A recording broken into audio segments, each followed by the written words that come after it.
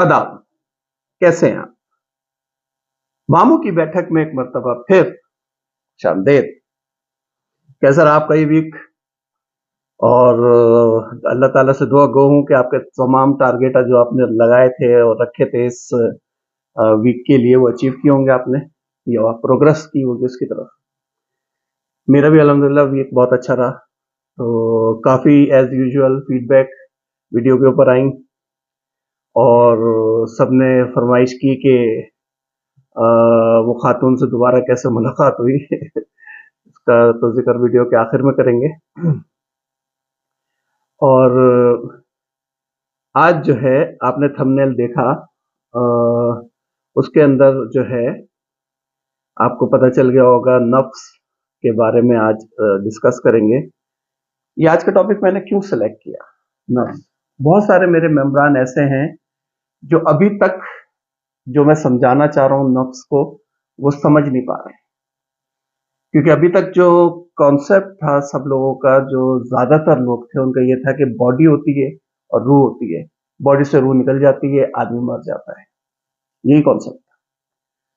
लेकिन फिर मैंने आपको बताया कि इन दोनों के बीच एक और चीज भी होती है जो कि नफ्स है, जो कि मैंने आपको बताया कि कभी मैं उसको नफ्स को आग कहता हूँ, कभी नफ्स को मैं शैतान कहता हूँ, कभी मैं नफ्स को कहता हूँ कि ये इलेक्ट्रोमैग्नेटिक एनर्जी है, कभी मैं कहता हूँ नफ्स जो है और है आपका।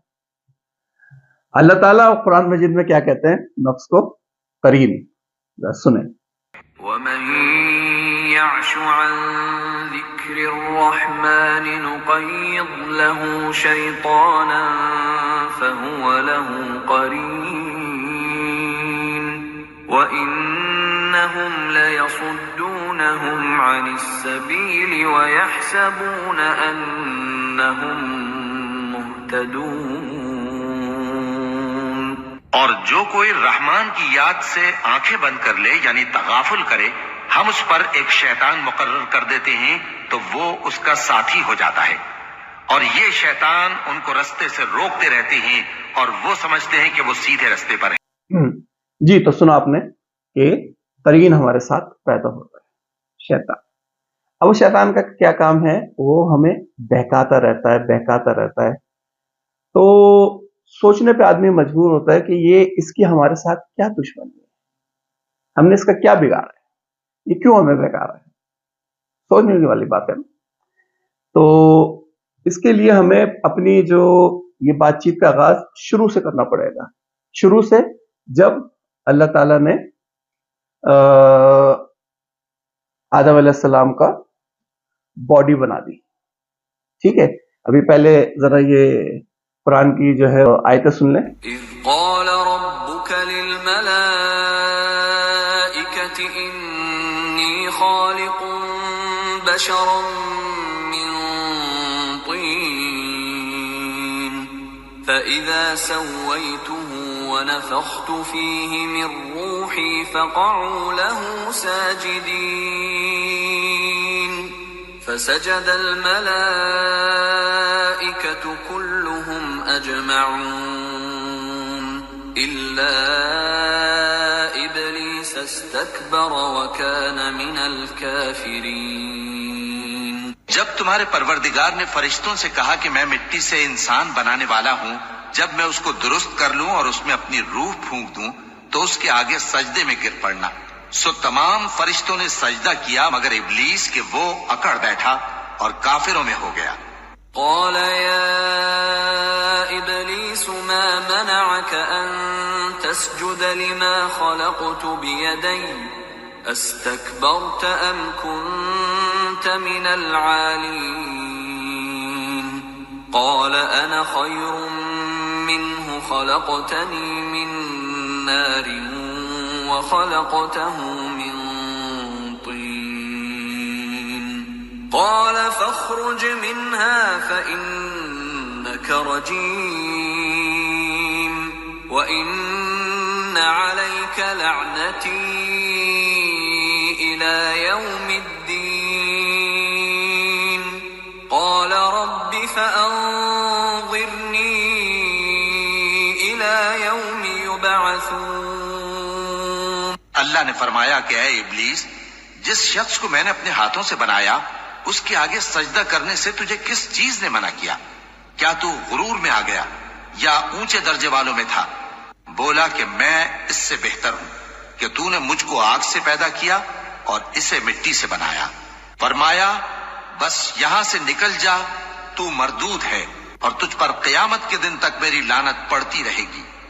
جی، تو یہاں پر کیا سچویشن بتا رہے ہیں اللہ تعالیٰ کہ کہہ رہے ہیں کہ جب انہوں نے آدم کو بنا دیا مٹی سے، تو اس کے بعد انہوں نے روحی کہہ رہے ہیں اللہ تعالیٰ، مطلب اپنی روح پھونک دی اس کے اندر، مطلب اپنی ڈیوائن پاور ڈال دی۔ تو پھر حکم ہوا کہ سب کو سجدہ کر لو، سارے فرشتے اور جتنے بھی جن تھے وہاں پر، شیطان صاحب بھی تھے، یہ اکڑ گئے، اور اکڑنے کے بعد انہوں نے کہا میں کیوں سجدہ کروں، میں اس کو کیوں سجدہ کروں۔ اب اس بات کو آپ دھیان میں رکھیں کہ شیطان جو ہے نا، وہ اللہ کا جو ہے وہ ایسا نہیں ہے کہ وہ ماننے والا نہیں تھا یا اللہ کی عبادت کرنے والا نہیں تھا، بہت ہی زیادہ پرہیزگار اور اللہ کی عبادت کرنے والا تھا۔ پرابلم اس کو کیا ہوئی ہے؟ پرابلم یہ ہوئی کہ اللہ نے جو ڈیوائن پاور، اپنی ڈیوینٹی جو انسان کے اندر ڈالی، وہ کہتا تھا میں تو اس مٹی سے افضل ہوں، آگ سے بناؤں، یہ پاور میرے اندر آنی چاہیے تھی، تو نے انسان کو کیا؟ تو یہ وہ فساد کی جڑ تھی، یہ وہ دشمنی کا آغاز تھا جو جب سے شروع ہوا اور ابھی تک چل رہا ہے۔ اب شیطان کیا ہے؟ وہ ہمارے نفس کو ورغلاتا ہے، پھر ہمارا نفس وہ کام، غلط کام کرتا ہے۔ سمجھ رہے ہیں آپ؟ شیطان خود ہمیں غلط کام نہیں کرواتا، وہ ہمارے نفس کو بہکاتا ہے، اور وہ ہمارا نفس جو ہے، اگر آپ کا نفس آپ کے قابو میں نہیں ہے یا تابع نہیں ہے، تو پھر جو ہے آپ جو ہے شیطان کے بہکاوے میں آنے لگتے ہیں۔ دیکھیں ڈاکٹر اسرار صاحب کیا کہتے ہیں۔ اسی طرح ہر انسان کے ساتھ ایک شیطان ہے جو اللہ نے اس کے ساتھ لگا دیا، جیسے کہ حدیث میں بھی آیا کہ ہر انسان کے ساتھ ایک شیطان ہے، اور اسی میں وہ بات آئی بڑی حکیمانہ کہ کسی صحابی نے جرأت کر کے پوچھ لیا کہ حضور کیا آپ کے ساتھ بھی ہے؟ تو آپ نے فرمایا ہاں میرے ساتھ بھی ہے، لیکن میں نے اسے مسلمان کر لیا، یعنی اپنا تابع بنا لیا ہے، اور وہ اب مجھے کوئی ضرر نہیں پہنچا سکتا، لیکن ہے تو صحیح، شیطان تو ہے۔ اسی طریقے سے یہاں دیکھیے وَقَيَّضْنَا لَهُمْ قُرَنَاءَ فَزَيَّنُوا لَهُم مَّا بَيْنَ أَيْدِيهِمْ، تو ہم نے ان کے لیے مقرر کر دیے ہیں ان کے ساتھ رہنے والے قرین، ان کے ساتھی۔ فَزَيَّنُوا لَهُم مَّا بَيْنَ أَيْدِيهِمْ، تو وہ ان کو مزین کر دیتے ہیں جو چیزیں ان کے سامنے ہیں، وَمَا خَلْفَهُمْ، اور جو ان کے پیچھے ہیں۔ وَحَقَّ عَلَيْهِمُ الْقَوْلُ فِي أُمَمٍ قَدْ خَلَتْ، نتیجہ کیا ہوتا ہے کہ وہ چونکہ دنیا مزین ہو گئی، اسی میں وہ کھپ گئے، اور اسی اب ڈاکٹر اسرار صاحب کا ذکر آ گیا تو میں کچھ تھوڑا سا اپنی یادداشت بھی آپ کو بتاتا چلوں۔ جس وقت میرا ٹین ایجنگ کا ٹائم تھا، جب میں جوان تھا، تو ہمارا ایسا انٹرنیٹ اور انفارمیشن کے اوپر اس قدر جیسا آج کل ایکسس ہے، ایسا ایکسس نہیں ہوتا تھا۔ ہمیں یا تو لائبریری جانا پڑتا تھا، کتابیں پڑھنی پڑتی تھیں، یا پھر جو ہے کسی اسکالر کی صحبت میں بیٹھنا ہوتا تھا، ان کے لیکچر سننے ہوتے تھے۔ تو میں نے اپنی جوانی کے ٹائم پہ جو میرے جو خیالات کو انفلوئنس کرنے والے، یہ کچھ شخصیات ہیں جن کا میں ذکر کرنا چاہتا ہوں۔ اور اتفاق دیکھیں کہ ملٹی کلچر اور ملٹی جو ہے ایتھنک اور ملٹی میں تو کہتا ہوں اعلیٰ پائے کے اور جید علماء کرام تھے، اور میں بہت خوش نصیب اپنے آپ کو سمجھتا ہوں کہ ان کی صحبت میں بیٹھا ہوں۔ بے تحاشا میں نے جمعے پڑھے ہیں مفتی منیب الرحمان کے پیچھے مسجد اقصی میں، بلاک 15 میں، فیڈرل بی ایریا میں۔ تو ان کے پیچھے جو ہے بہت، اور ان کا جو ہے بہت ہی اعلیٰ پائے کے اور جید عالم ہے، ٹھیک ہے۔ اس کے بعد دوسرے جو فلاسفر یا سمجھ لیں کہ عالم دین جنہوں نے میری شخصیت پہ بہت اثر کرا، وہ ہیں مولانا محمد یوسف لدھیانوی صاحب۔ اچھا، مولانا یوسف لدھیانوی شہید، یہ مسجد الفلاح میں یہ بھی جمعے کا خطاب کرتے تھے۔ اب میں اٹینڈ کر رہا ہوتا تھا مسجد اقصی میں مفتی منیب الرحمان کا، لیکن کیا ہوتا تھا کہ وہ اس کے بعد عصر اور مغرب کے درمیان ایک اور مسجد تھی ہمارے محلے میں، مسجد الاخوان، وہ وہاں پہ بھی درس دیتے تھے، تو میں ان کا لیکچر وہاں پہ جا کے سنتا تھا۔ اور ڈاکٹر اسرار تو ٹی وی پہ آتے تھے، الہدا آپ کو پتہ ہی ہے، ڈاکٹر اسرار آپ کو پتہ ہے مولانا مودودی کے شاگرد، تو اس کے بعد انہوں نے اپنا یہ ایک پوری آرگنائزیشن بنا لی. آج کل الہدا ڈاکٹر فرحت ہاشمی کے نام سے مشہور ہے، آپ لوگ تو سب جانتے ہوں گے. تو ڈاکٹر اسرار کے جو لیکچر ہیں ہم ٹی وی پہ سنتے تھے.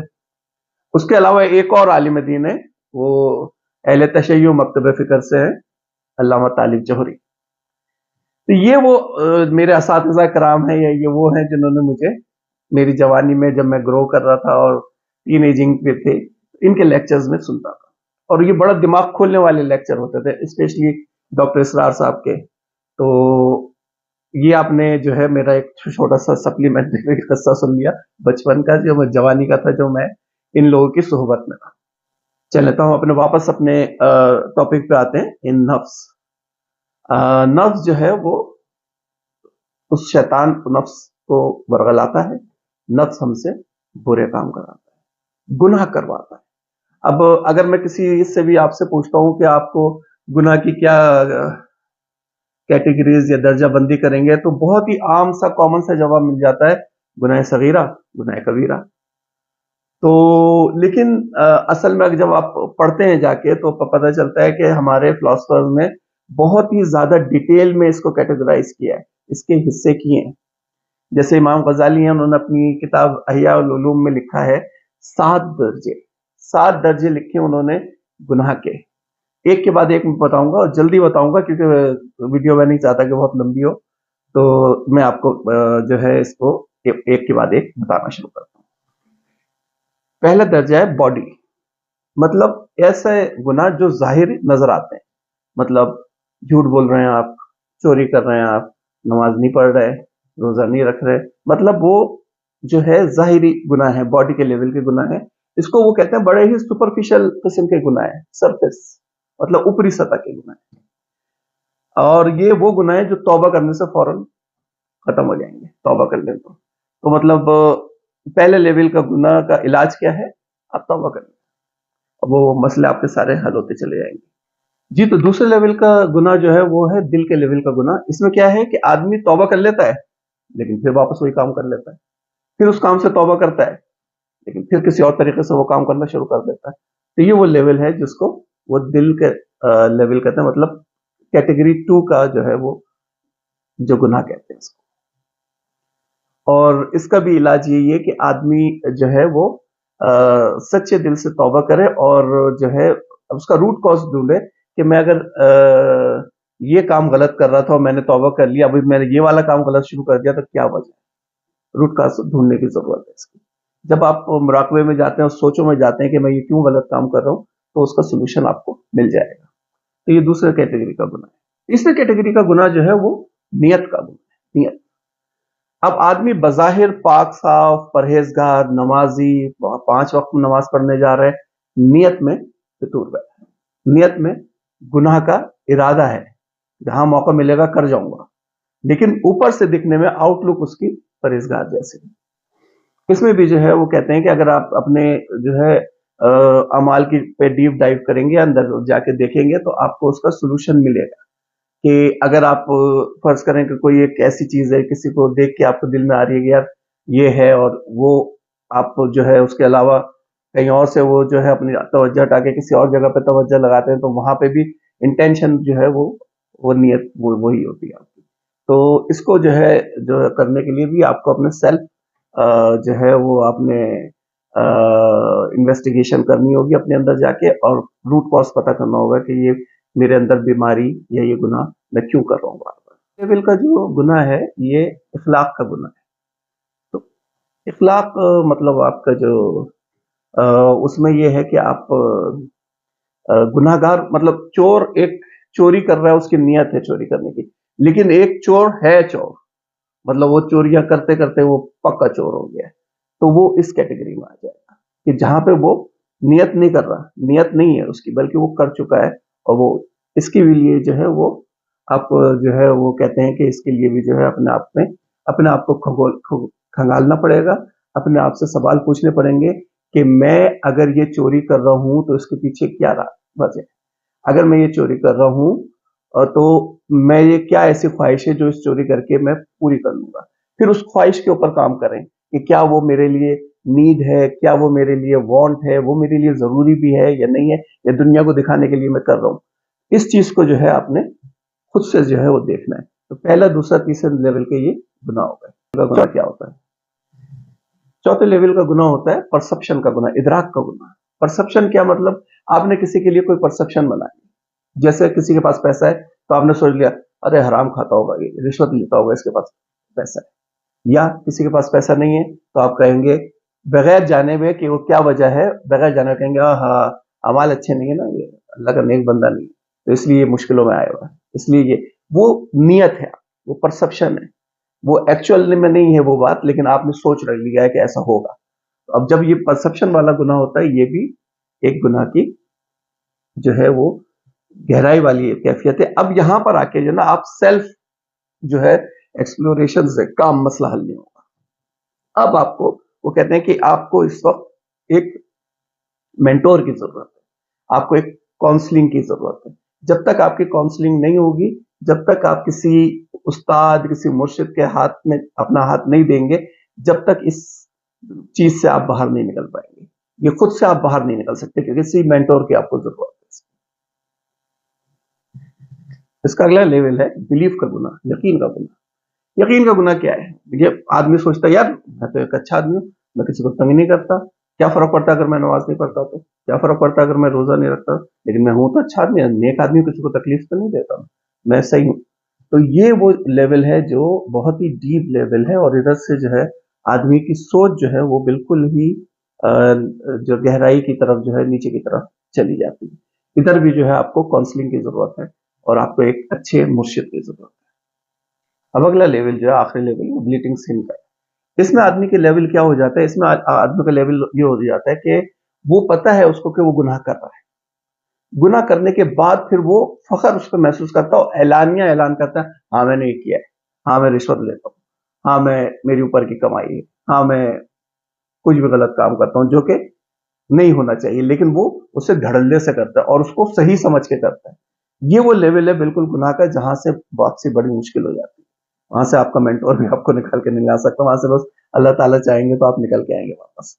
तो देखिए इसमें कौन से लेवल पे आप अपने आप को समझते हैं कि किधर है। तो ये एक छोटा सा मैंने एक आपको एक गाइडलाइन दे दी, जहां से आपको अपना लेवल पता चल जाएगा आप इस वक्त किस लेवल के ऊपर खड़े हैं।